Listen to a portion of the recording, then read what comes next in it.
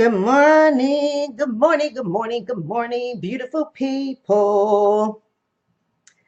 So let's get this video going because I am running out of time. I got a place to be and I got to be there mighty soon. If not, I'm going to be late to my destination. But good morning to you guys. Welcome to the Virtual Book Club. I am so sorry I am late, but I told y'all yesterday my time is kind of off because the children are back into their school activities and it is throwing me off schedule seriously. So I'm not going to waste too much time. I do want to let you guys know, not only am I speaking in Louisville, Kentucky on September 29th, at the All Black National Convention. I suggest you get your tickets now on Eventbrite so you don't lose out. There as low as $49 and it goes all the way up to, I believe, $299. So there is no excuse for none of us to be there. We can all be there if you just get your tickets now and plan accordingly. Plane lines are not that expensive to get to Louisville, so let's make it happen, people. Also, there's a lot of stuff that's been going on in the news with this whole Trump and racism and all this other stuff, and I haven't said anything. I have been quiet. I don't really mind what's happening, to be honest with you. I find it very amusing, and I will tell you why in a video. I also have my video coming up with the cruise that I took. I'm just editing a video, and if you know anything about video editing, it takes a long time and is quite time consuming. And lastly but not least, if you have a partner that is watching this or that is not watching this video, I suggest you take the opportunity to tag your partner because, again, we are going to continue with Dr. Boyce Watkins' book, Financial Lovemaking. We are talking about relationships and money, and I know that many people do not talk about money in their relationships, and that is a problem. We are going to get just a little bit deeper today, and I'm sure you guys are going to enjoy it. Don't mind my little hair thing that's going on. I'm trying to ride these braids out until I take my hair out, but nonetheless, it is what it is. Good morning. I love you guys.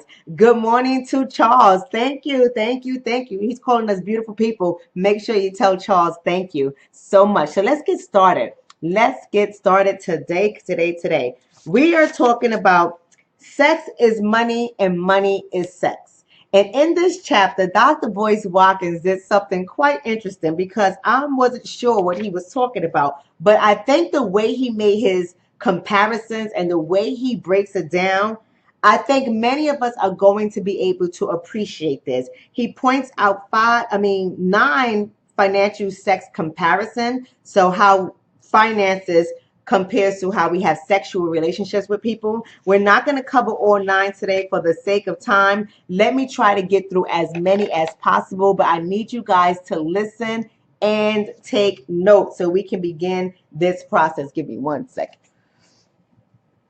Let's see. That might be a little bit better. Okay, let's go. So he starts off. The first thing I should say about the financial lovemaking process is that there's a difference between respecting the importance of money and obsessing over money. So there's a difference between respecting the process of money, what money means, what we need money for, how we have to go about earning money. So respecting the process versus obsessing over money, stressing about money constantly, making money your God, the person over your life, the being or the force over your life. There's a difference between that because money is important. Money is important in this world. It is not everything and the be all end all, but it is very important. Many people in American society simply dig for gold in their partners. That's what we call gold diggers. And leave everything else behind. These people have married for money and are focusing on only one dimension of their portfolio, ignoring all others. Financial lovemaking is not about making love to your finances.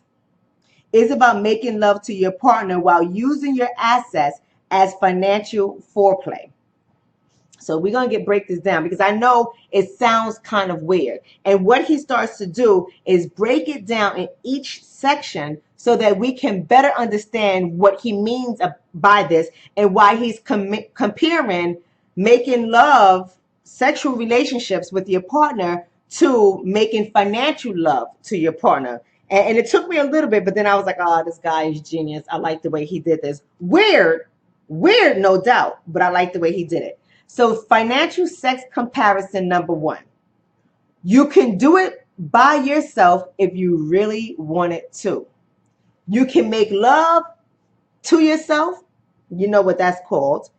Or you can financially support yourself without having a partner, right? So these both things are true. No one says that you have to merge your money or your body with another person's. There is a word we use to describe when someone takes care of his physical needs on his own. Just as you can take care of your physical needs by yourself, y'all know what that's called, right? I'm not going to say it because I got children that listen to me. But just like you take care of your physical needs for yourself, the same is true for your financial needs. There is an old saying, I can be broke all by myself. Thus, the decision to merge finances with another human being is not one we must make. Merging assets with another person is not a decision that you should be taken lightly. It is a decision you make only if you see potential benefits from the interaction. There are a lot of couples and people in relationships that do not share bank accounts, do not share finances. They just split the bills. You're responsible for this. I'm responsible for that. We're not going to put our money in a bank account together or whatever the case is. And oftentimes couples will come to me for couples therapy and they would say to me, this would be the argument, I want my money with his or I want my money with hers, and they don't want to. And they think that I'm going to tell them all the time that this is something that you should do. This is not something that you should necessarily do in a healthy relationship. And I'm going to get into what I mean when I say healthy. Those things should be merged fine. There should be trust in that area. But when there are unhealthy behavioral patterns present, it may not be a wise decision to merge your money with your partner, especially when there are some things that you see or have experienced that doesn't make you feel comfortable. Trust is everything in a relationship, and so is communication. So if you guys have not shared this video, I gently ask that you share the video because we're talking about money and we are talking about relationships. And there are a lot of people that is going to benefit from this lesson today. Trust me when I say this. So share the video. The benefits of making financial love should come in the form of increased family wealth. So the benefits of making financial love there should be an increase in family wealth. So if I'm going to share my money with you, am I going to share my credit with you? If I'm going to share my financial portfolio with you, there's got to be a benefit on the other side of it. If it's going to drain me, this is not something I'm going to consider. Make sense? And this is both financial and non-financial, primarily due to financial synergy. So it has to be synergistic between us, financially synergistic, in order for us to merge our money. It has to make sense. And it must flow easily. It must make me feel good. The energies must be there. 1 + 1 must be 11 in order for us to merge our money together. That's what synergy is. That's what financial synergy is. Financial synergy is referred to the added value of coming together as opposed to two individuals doing it separately. Financial sex comparison number 2. Financial sex comparison number 2. It's only fun to share the experience with someone who's good at it, right? So the first one was, you can do it by yourself. You can financially take care of yourself. You don't have to have a partner to financially survive. Just like you can sexually take care of yourself. So that's the comparison number 1. Number 2 is, it's fun to share their experience with someone else if they're good at it. It's fun to have sex with somebody else if it's good at it. It's fun to make financial love to somebody else if they are good at it. So let's examine what he is saying here. A lot of people think that financial management is about expertise. They think that if a person has a high academic and financial IQ, he or she is going to be a good money manager. This is false with all caps. Absolutely false. Just because somebody holds a financial background, they may be a PhD in finance. It don't mean they have good money management skills. They can be an accountant. They can be a business owner. They can be an MBA major. They can be a CPA. They could be anything in money, business, finances. It doesn't mean that they know how to manage money well. They can have the biggest house on the hill in the most expensive city or town, but be poor at their financial management. So we have to be very careful of just looking at things on the outside and taking it for granted, believing that these people will be good in money management. That's not true. Saving is like dieting. If you really want to do it, you don't have to be a nutritionist. You just have to eat less junk food and take your fat butt to the gym. This is what Dr. Boyce Watkins says, guys, not me.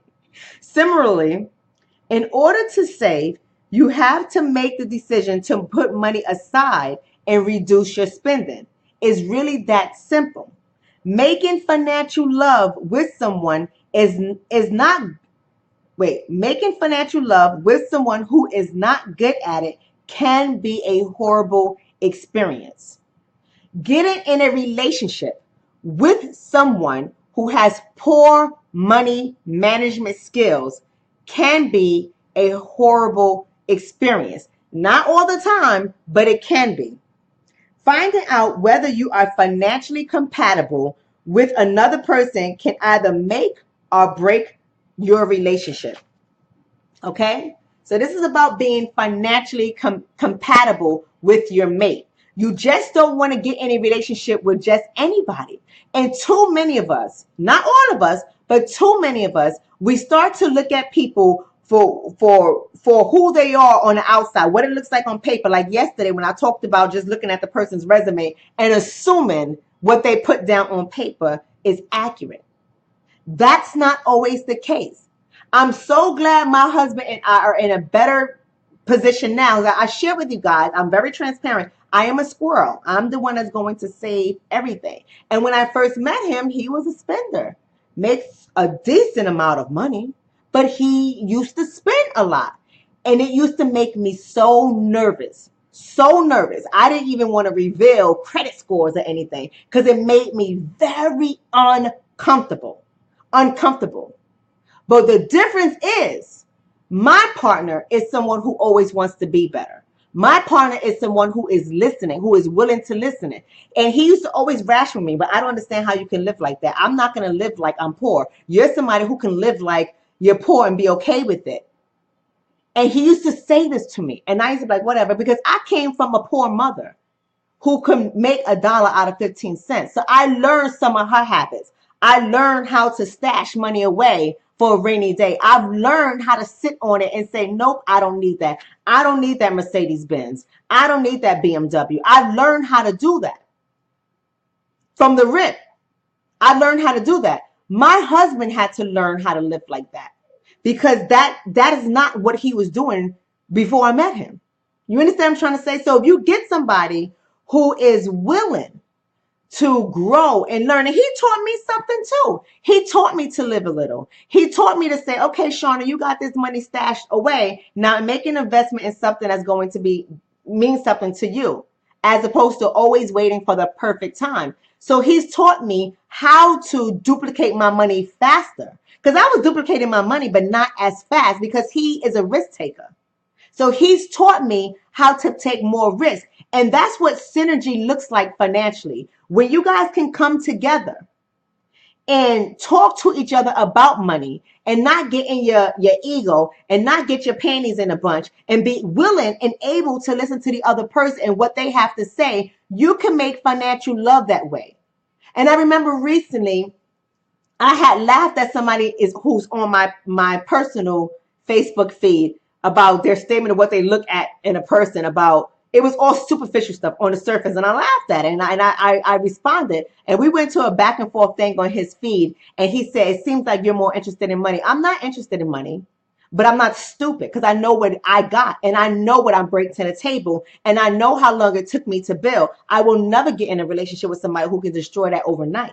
Never. So when what he was looking at, somebody who got this many kids, somebody who ain't got this, I wasn't looking at any of that stuff. I want to know what your credit score is. I want to know how you manage money. I want to know how much savings you have aside. I want to know what your financial portfolio look like. I want to know if you have investments. I want to know what you know about real estate. Are you willing to get into real estate if you're not in real estate? I want to know these things about you. I want to know how we are going to duplicate our money together if we get in a relationship. It's not just about you bringing your $100,000 to the table of a salary and I'm bringing my $100,000. Then we have $200. That's whack. It's about you got 100, I got 100. How are we going to get to 500,000? That's what it's about with me. How are we going to get to $1 million? Because I got to go. I got to go when I'm hitting $1 million. And if you ain't working your goal to hit $1 million, then we ain't compatible. We ain't compatible because I know where I'm going. You understand what I'm trying to say? And you got to be willing to have that kind of relationship with the person you are going to get into a serious relationship with.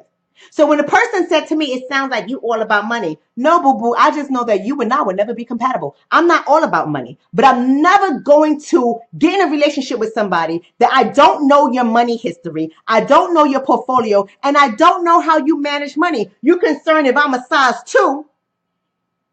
You concerned if I'm a size 2. You should be concerned if I got a good credit score, and if not, why? Maybe I don't have a good credit score because I got 15 properties that I got on my account. There's a difference. But so many people are getting into relationships with one another and they're not talking about money. And as a marriage counselor, I would have to say to my couples that that is dangerous. Don't ever get yourself into something you cannot get yourself out of. So y'all know I get hot about this kind of topic. Lord, I got to calm myself down.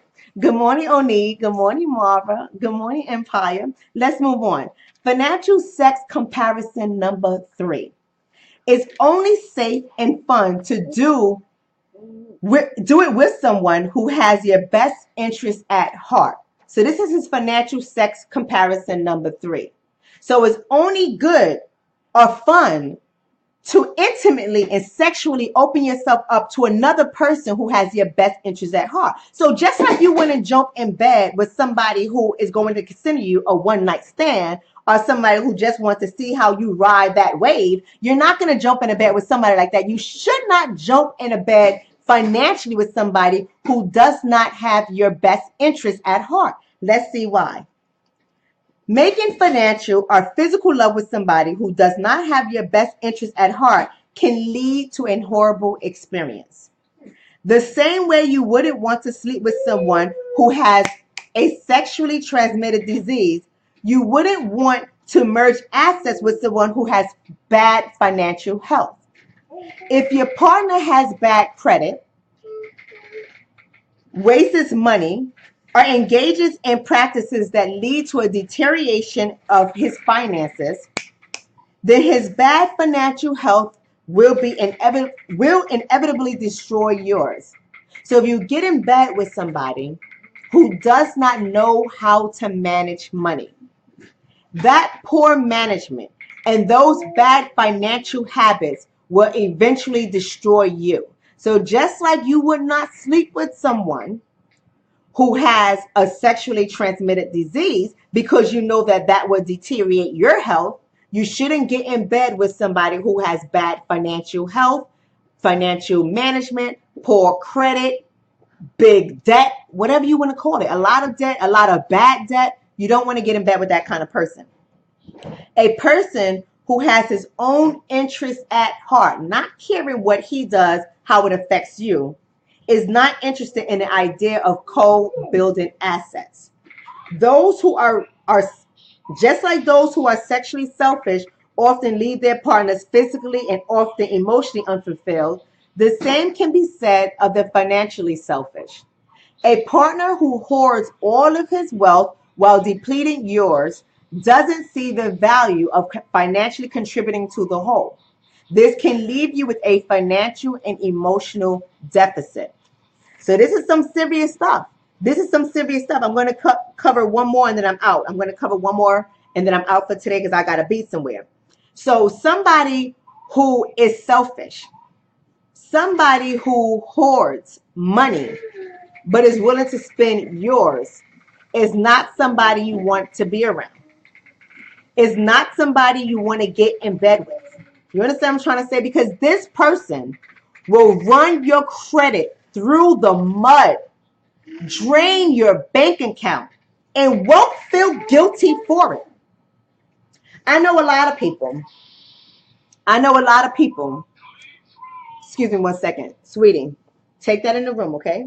Go play in the room. Mommy's almost finished. Sorry about that. I'm a mom. I can't help it. So I know a lot of people who get into relationships with people, and the next thing you know, the person is asking to borrow money. The person is asking for you to co-sign on a car. The person is not contributing at least 50% to the household, and it's your house, right? So you got a house that you pay a mortgage on, and this person is just buying groceries. That is a problem. And I know a lot of people in this kind of relationship, you're not married to the person, so you really can jump shit.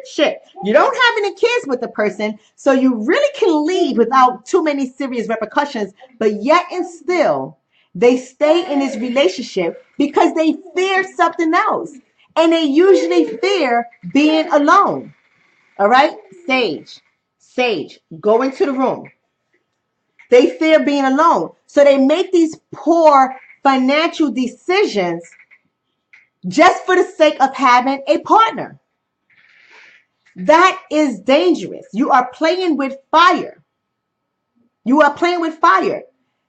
got to be concerned about your financial health as well. Just like in your own physical health. If you know somebody has a sexually transmitted disease, you're not just going to have sex with them, and you're not going to have sex with them unprotected, right? Even if you don't know it, you should still take safe measures so that you can guard against getting diseases, like wearing a condom, like going to get tested together before you engage in risky sex activities. The same is true for finances. You should see someone's financial portfolio. You should observe their habits. You should ask questions. And if the person is uncomfortable with you asking financial questions of them, you should think about whether you want to get in a relationship with somebody. Because this may be somebody who is triggered whenever you have financial conversations. And if you cannot talk about money with your partner, is this a relationship you should be in? If I can't ask you to take an HIV test so I can ensure my safety, should you get in a relationship with somebody like that? The same is true for finances. If I can't ask you to pull your credit report and your credit score, you want to be in relationship with me. You want to get in bed with me. Like my mother used to say, it costs money to keep this PUSSY clean. Hello, that's how I was raised. Yes, it does, baby. And if I cannot see what your finances look like, you ain't getting in bed with me. Because kids happen. And kids need to be taken care of. And bills happen. And emergencies happen. And I'm not going to be the only one pulling this shit. My name is not Tugboat. Okay, I'm getting off track. Because I'm serious about money. I'm getting off track. But let me go on. There go my brother. Peace, Raul. Go ahead, Mr. Etienne. That's my brother. Hey, Gwendolyn. Let's get going. So financial sex comparison number 4. I'm sorry. I get heated when we talk about money. Because I know how to count them coins, baby. And earn those coins. Financial sex comparison number 4. You must trust. Somebody put in there, trust your partner. You must trust your partner. Let's get going. If you don't trust your partner, the process of making love can have devastating consequences. In a sexual relationship, a partner who is not worthy of trust may betray us or hurt us, both physically and or emotionally. This is the reason that an emotionally intelligent person spends time thinking carefully about the person with whom he will share his financial, physical assets with. Trust is as critical in the financial love-making process as it is in the physical lovemaking process. And if you don't feel that you can trust your partner completely, you are probably better off without him or her. Personally, this is Dr. Boyce Watkins talking now. Personally, I feel that trust takes time and lots of communication. You should analyze not just what a person says, but what he does. This might mean observing a person's spending and savings habits or taking notice of how much extra money he seems to have at any given point in time. Sage, stop. All right? This is so important. You must trust your partner even before you get in a relationship with them. I remember back to when my husband and I were courting. And yes, I use the word courting because there's a difference between dating and courting. But we'll get into that at another section, just not today. When my husband and I were courting, before I even considered taking this man seriously, I asked to see his financial records. I asked to see them. And I said, I gotta know what I can potentially get myself into. What kind of debt do you have? What does your credit look like?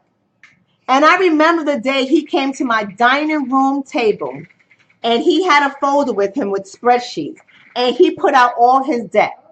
His personal debt I could live with. His business debt scared the hell out of me. I was like, whoa.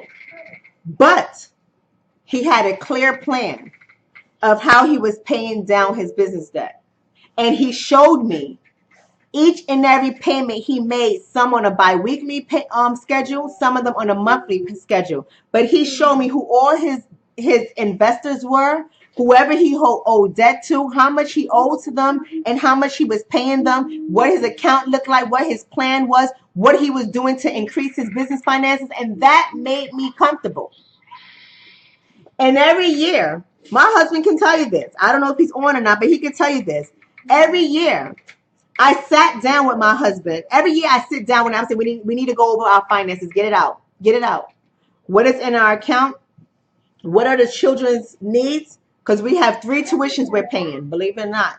We have a Columbia University, we have a prep school, and we have another prep school for even a 3-year-old. So we have 3 tuitions that we're paying.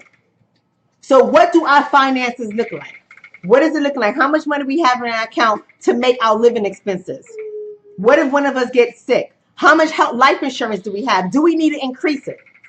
Where's your life insurance policy? Where's your life insurance policy?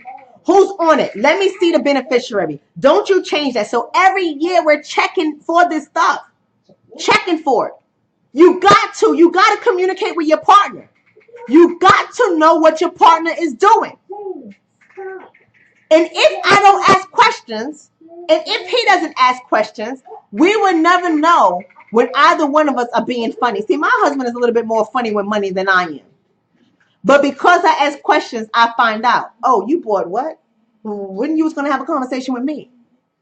And now I better understand when I call and I say, babe, this is what I want to get. Can I get it? Can I make this purchase?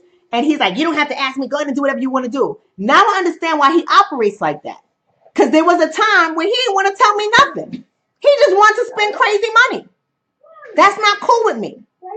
But now we're at a place where we can sit down and say, all right, this is what I'm thinking.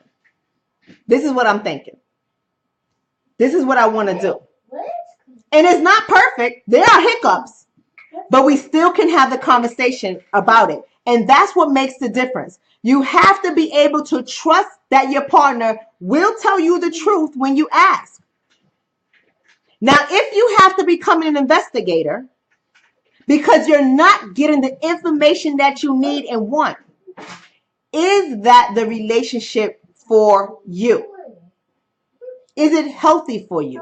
Is it spiritually healthy for you, physically healthy for you, mentally healthy for you, emotionally healthy for you, financially healthy for you? So we have to talk about money with our partners. We have to come to the table and put our egos aside and put our pride aside and really have the conversation, because one wrong move can devastate your family. And at the end of the day, isn't it important that we protect our families? Isn't that why we get in relationship with the other person? To build an empire, to have a family, whatever that family looks like. It may look like kids. It may look like organizations that you adopt, whatever your family looks like. But isn't the reason why we get in a relationship is to build, to become greater, to be bigger? So if we're going to do that, we have to be able to have the conversations about money. So when couples come to me for couples therapy, I make that very clear. You can't be getting in your ego because you're mad that she's asking you about money. Or that you mad that he doesn't want to merge his money with you because you can't stop buying stuff. Right? So that's all we're going to start with today. Tomorrow we're going to pick up with number 5, 6, 7, 8, and 9. So today we're stopping at 4. But I hope you guys really enjoyed today's lesson. We're going to pick up with it tomorrow. Share the video if you have not shared the video. Look out for my videos that I'm going to post on this whole racial stuff that's happening, including my trip to on Royal Caribbean and the movie Detroit. So I have another movie review for you guys. So I think this is a perfect time for me to get off of this network right now. I love you guys. I look forward to seeing you tomorrow morning as well. Be blessed, take care, and share the video. Have a great day today, guys.